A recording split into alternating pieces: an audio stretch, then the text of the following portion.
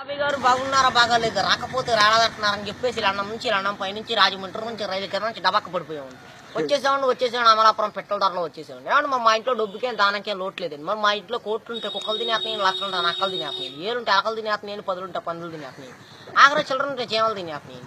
మరి మా ఇంట్లో భోజనాలు పెడతామంటే వంకాయ తింటే వంగిపోతున్నారండి, బేకాయ తింటే బీసిపోతున్నారండి, చిక్కుడే కూర తింటే చిక్కుపోతున్నారని, ములక్కాయ తింటే ముదిరిపోతున్నారండి, గోంగూర తింటే గోక్కున్నారని, పొట్లకాయ తింటే పొట్టొస్తుందని చెప్పేసి లడాసారి లడాయి పప్పు ఎండ్రేసి కిసనాలు పోసి పెట్టేవాళ్ళు. మరి తిన్నాక బాగానే ఉన్నారని ముగ్గురేళ్ళు మంతానికి కలుసుకున్నారండి. మరి పొద్దున్న అమెరికా వాళ్ళు వచ్చి నన్ను పాకిస్తాన్తో యుద్ధం చేయమని చెప్పి నాకు ₹6 అడ్వాన్స్ ఇచ్చారు.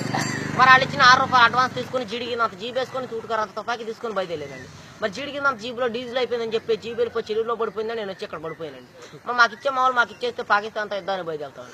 మరి మీకు ఏదైనా ఫ్యాక్టరీ కావాలంటే చెప్పండి. గుడివాడ గుడ్లు ఫ్యాక్టరీ మాదే, దుబాయ్లో దూదు ఫ్యాక్టరీ మాదేనండి, ఏలూరులో ఎలకల ఫ్యాక్టరీ మాదేని, పామర్లో పందుల ఫ్యాక్టరీ మాదేనండి. మరి మీకు ఏదైనా ఫ్యాక్టరీ కావాలంటే రీఫిల్ లేని పెన్ తెచ్చుకుంటే మొత్తం రాసి చేస్తామండి.